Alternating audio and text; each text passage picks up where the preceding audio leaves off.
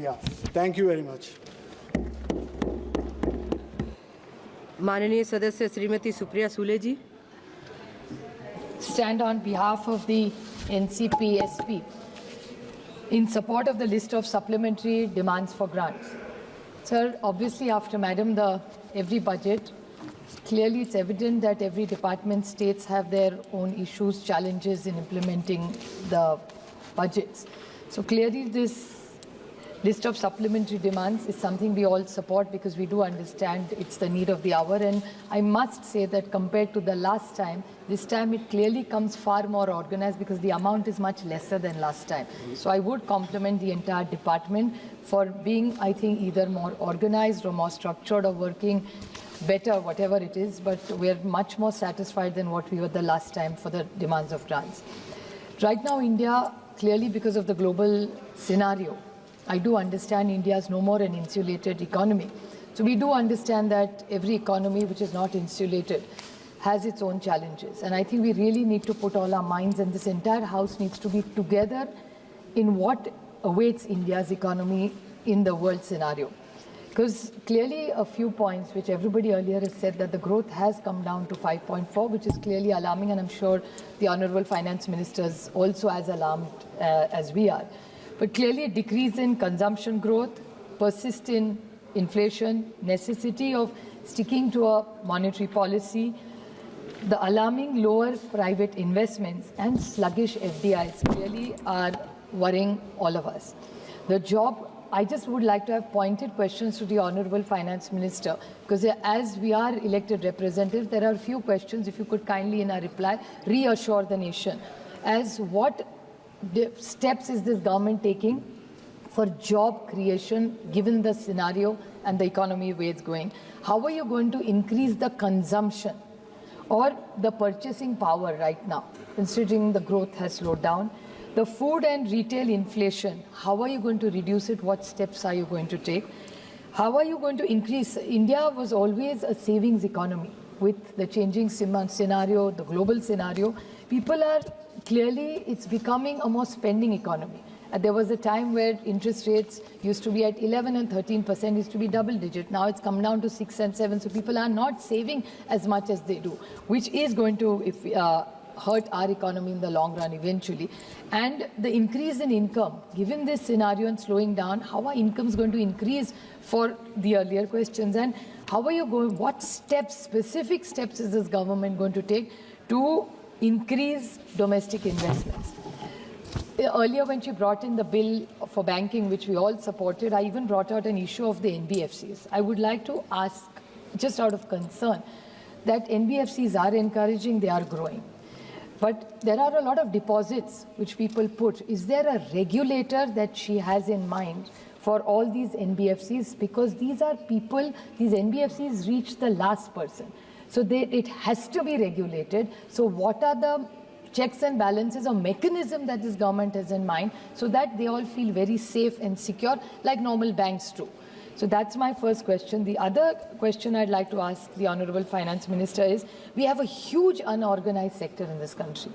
So even in today's reply, in the morning, there was a reply given by the government that they are trying to consolidate the entire unorganized sector and bring them under some protection scheme, that all the schemes that are done by the Government of India are supported. It's called some 21-point program that this government has started.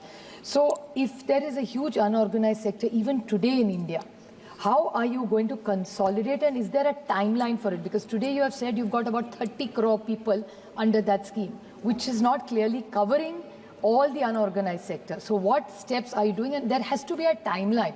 I am not taking away from the intention of the government that you really want to take everybody, which is including the gig workers, the domestic help, all these are even today unorganized. So do you have a plan to bring every Indian who fits in the unorganized sector to come into an organized sector which will eventually help our economy?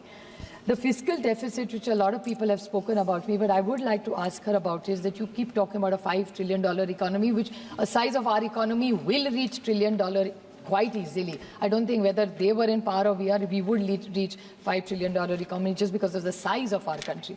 But if you have to look at the fiscal deficit, one way of is to print more notes. If you print more notes, clearly the inflation will go up. Tax is increasing, you're saying more people are coming in the tax. But what specific steps are you taking? Because whatever numbers are showing that the foreign borrowing has substantially gone up in this country. So how is this government going to manage this fiscal deficit the way the global scenario and India's economy slow down? How are you going to push growth? And the current account deficit, this is another very important question, because exports have gone down and imports have gone up. So if one side you have exports going down, imports are increasing. So how is this current account deficit going to be managed given the global scenario? I'm not blaming you for imports going down. I do understand, no, I'm not an economist, but I do understand that much that given the global scenario, the exports have gone down. So what steps is the government going to say? Because I think the entire reply of the Honorable Finance Minister will give the confidence to this country which it lacks right now because of the war going on. What we hear, President Trump's administration is going on about tariffs. These things come into newspapers and it clearly affects the markets. I would like to highlight one very important point which has alarmed me personally. The Honorable yesterday in his reply, the Honorable Prime Minister talked about an 11-point program. I welcome that 11-point program. He made one very important point in it where he said that we want zero corruption in this country. I support him wholeheartedly if he really walks the talk. My question to him is, he in 2014 had mentioned that we will work with Switzerland and bring every penny of black money which is in Switzerland back to India. What I don't want to get into that 15 crore wala. I'm not getting into that. I'm saying something 15 lakh. I want to make a more serious point in this. I'm not doing a political point here at all. My point is, in the newspapers in the last few weeks, there's an issue about taxation about Nestle. I don't care whether it's Nestle. For me, Next is as X factor, as we can call it. It's not about the company, the point I'm making. We in Switzerland had a very good relationship for decades. We have worked with them. You have talked about economic issues with them, bringing black money from there, all that. So you had committed to the nation that we will work closer with Switzerland and get all that information and bring that money back to this country.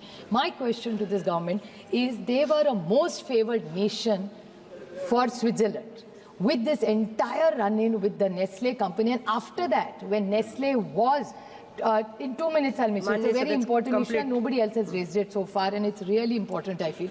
So in this Nestle issue, it's not about the company alone. The health minister has confirmed that the Nestle report does not show anything bad about the Nestle product. So they have given them a clean sheet in simple language. Now, if we are at loggerheads with Switzerland, they have, from the most favored nation, removed India from there. At one level, we are looking to be a global player, improving our relationships with all the countries. Then why are we not working on this double taxation issue? How are we going to get foreign investments more? How is India going to build a confidence? And Nestle is a global brand, whether we like it or not. I'm not praising a single brand. It's not about Nestle. It's about every foreign company which is looking to invest in India. And it's a win-win for both of us, for Nestle as well as us, because Nestle has a lot of companies, and most foreign companies also, when we are talking about FDIs, invest in India. They create jobs, they create wealth for Indians, and it helps the Indian economy. So what is the logic of this government, and could you kindly clarify the stand on this? Talking about agriculture, Sanjay Bhaiya is unfortunately not here, but he extensively talked about agriculture. I appreciate that they have started many schemes, but I would like to specifically ask this government that they have committed to a complete loan waiver, especially from the state I come from, be it soybean, be it cotton, be it milk. उनकी सरकार ने कहा था कि हम पूरा कर्जा माफ करेंगे महाराष्ट्र के हर किसान का. So will this government commit, because eventually that economy is not doing well in Maharashtra. So they have completely crossed all their loan things. So I would like to ask the Honorable Finance Minister that in the intervention that she has made, she has promised and committed that they are going to give a lot of money for agriculture, which I welcome. But will there be a complete loan waiver? And आज ही सुबह हमारे नासिक के जो सांसद है बगरे sir, उन्होंने जो which is a combination, वो एग्रीकल्चर मंत्रालय, कॉमर्स मंत्रालय और फाइनेंस मिनिस्टर तीनों को मिलकर इसका निर्णय लेना पड़ेगा कि महाराष्ट्र में प्याज सोयाबीन हो, दूध हो या कपास हो, बट सबसे अभी क्राइसिस चल रहा है प्याज का। सो द कॉमर्स मिनिस्ट्री ने 40% से 20% एक्सपोर्ट का टैक्स अभी लगाया है। उसके बाद पिछले हफ्ते 4,000 रुपये क्विंटल में जा रहा था, आज 1,500 रुपये में प्याज आया है। आज किसान महाराष्ट्र में रो रहा है, तो मेरी फाइनेंस मिनिस्ट्री से विनती है कि आप कॉमर्स मिनिस्ट्री और एग्रीकल्चर मिनिस्ट्री से बात करें, कंसोलिडेटेड। धन्यवाद माननीय क्योंकि हमेशा वो कहती है माननीय सदस्य price Shri Naresh Mhaske ji, stabilization fund. If you can intervene, then it will be of great help to us. Just two last points. You have even asked for money for census and surveys in this thing. My question, chalu hai. In this budget, now this government talks about delimitation as well as the महिला आरक्षण bill जो आपने लाया, तो राजी खुशी हम सब ने पास किया था। माननीय प्रधानमंत्री जी ने कल उसके बारे में भी बोला कि बहुत अच्छी तरह इम्प्लीमेंट होगा। अगर वो 29 में इम्प्लीमेंट होना हो, तो when will this government have this census delimitation? Naresh महासके Constitutions are 23 lakhs, मेरा निर्वाचन क्षेत्र 23 लाख। इसके बारे में अभी रेड्डी जी भी बोल रहे थे कि आज हमें 5 करोड़ रुपया मिला।